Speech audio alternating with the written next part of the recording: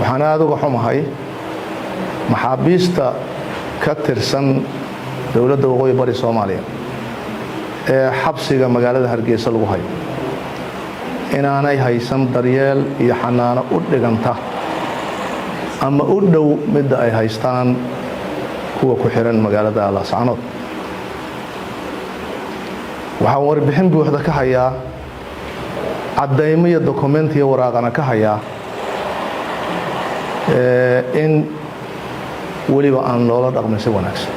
waxay ii caddeeyeen inay aad ugu faraxsan yihiin sida loo maamulo, sida loo xanaaneeyo, daqiiqaday dhakhtar u baahdaan ama adeeg u baahdaan in loo sameeyo.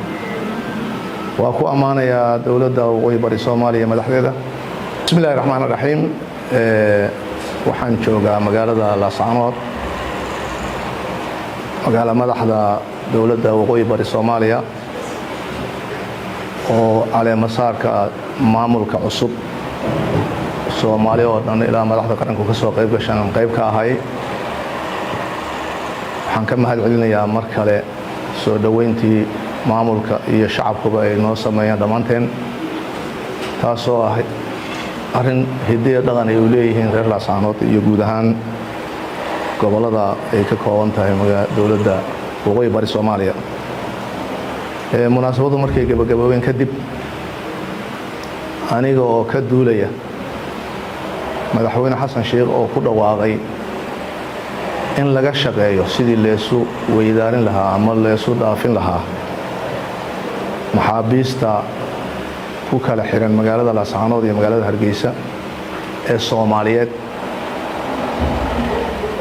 anigoo ka duulaya waxaan go'aansaday anigoo la tashada madaxda qaranka iyo madaxda dowladda waqooyi bari Soomaaliya, madaxweynaha gaar ahaan, inaan booqdo maxaabiista saraakiisha ee ciidamada ah ee dagaalkii faraha looga gubtay ka dhacay magaaladan ee lagu soo xiray.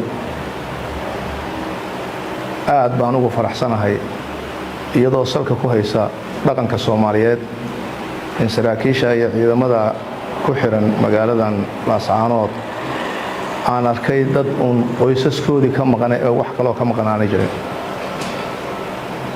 noloshooda markaad fiiriso, daryeelka caafimaad ee loo sameeyo markaad fiiriso, telefoonada la siinayo ay qoysaskoodii kula hadlayaan markaad fiiriso, intaba waxay waafaqsan yihiin shuruucda caalamiga ah iyo axdiga qaramada midoobay.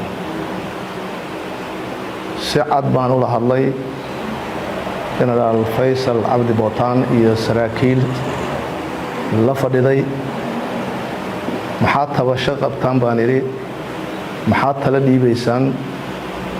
waxay iiga hadleen inay aad iyo aad ugu mahad celinayaan dowladda waqooyi bari Soomaaliya oo uu ugu horeeyo madaxweyne Firdhiye oo ku booqday oo iyagu ii sheegeen xarunta ay joogaan ama xabsiga dhexe ee magaalada Laascaanood. waxay aad u ammaaneen una mahad celiyeen taliska ciidanka asluubta Soomaaliyeed ee waqooyi bari ee Soomaaliyeed oo ay ku ammaaneen siday ugu heelan yihiin daryeelkooda iyo xanaanadooda intaba. waxay ii caddeeyeen inay aad ugu faraxsan yihiin sida loo maamulo, sida loo xanaaneeyo, daqiiqaday dhakhtar u baahdaan ama adeeg u baahdaan in loo sameeyo. waa ku ammaanayaa dowladda waqooyi bari Soomaaliya madaxdeeda, shacabka iyo taliska asluubta ee dowladda. aniga oo la fadhiya ayay la hadleen qoysaskoodii oo la sheegay in Cali Maxamed Geedi la fadhiyo. farxad iyo reenreen bay ka qaadeen. farintaasuna Soomaaliya oo dhan bay ka aadaysaa meel kastay joogaan. aad iyo aadaan ugu hambalyaynayaa maamulkan iyo shacabka. dhinaca kale markii laga eego, waxaan aad uga xumahay maxaabiista ka tirsan dowladda waqooyi bari Soomaaliya ee xabsiga magaalada Hargeysa lagu hayo inaanay haysan daryeel iyo xanaano u dhiganta ama u dhow mid ay haystaan kuwa ku xiran magaalada Laascaanood. waxaan warbixin buuxda ka hayaa caddaymo iyo dokumentiya waraaqana ka hayaa in weliba aan loola dhaqmin si wanaagsan. waxaan warbixinteeda wada ognahay markhaatina laga wada yahay in ka badan 30 laga sii daayay xabsigan oo ahaa shakhsiyaad ama xubno u baahnay daryeel gaar ah oo duruufo gaar ah ay haysteen, xanuunno haysteen, dhaawacyo halis u gaareen. waa tii lagu wareejiyey maamulka Hargeysa maxaabiistaas. waxaan warbixinteeda helay oo la ii sheegay oo markhaati ka ahayd in 5 xubnood oo iyaguna dhibaato badan ay haysay ee ku xiran magaalada Hargeysa ay ICRC soo aragtay ee warbixin ka bixisay inaan xabsi lagu hay karin dadka noocaas oo dhibaatooyinka gaarka hayaan. maamulka Hargeysa markii lagala hadlana ay ballan qaadeen inay sii daynayaan iyaguna maxaabiistaas baahida gaarka qabta. in maamulka dowladda waqooyi bari Soomaaliya loo soo qoro warqad aan markhaati ka ahay ee la yiri maqaabilaysaan dadkiina waa la idin soo daynayaa. ay yiraahdaan maxaan u qaabili weynaa waa dadkeeni oo dhibaataysan. waxaa la xaqiijiyay in qoysaskoodii meelo fog laga daldo si ay ula wareegaan maxaabiistaas markii la keenay magaalada Sacno. toddobaadii ayay joogeen ay sugayeen in la keeno dadkii loo ballan qaaday in loo keenayo. aakhir saaca warqad baa laga soo qoray Hargeysa la leeyahay waxa diiday maamulka Hargeysa. markii la sii baadi goobay yaa diidana waxay ku cadaatay in hogaamiyaha maamulkaas Ciro inuu diiday. waa wax ka baxsan dhaqanka Soomaaliyeed, waa wax ka baxsan mas'uuliyad qof garan kara. arintaas iyada ah Soomaali kala ma qabato, Soomaali kala ma maaranto. Soomaali waa hal qoys ee waa ka digaya in lagu dheero sumcadda iyo sharafka iyo magaca Soomaaliyeed.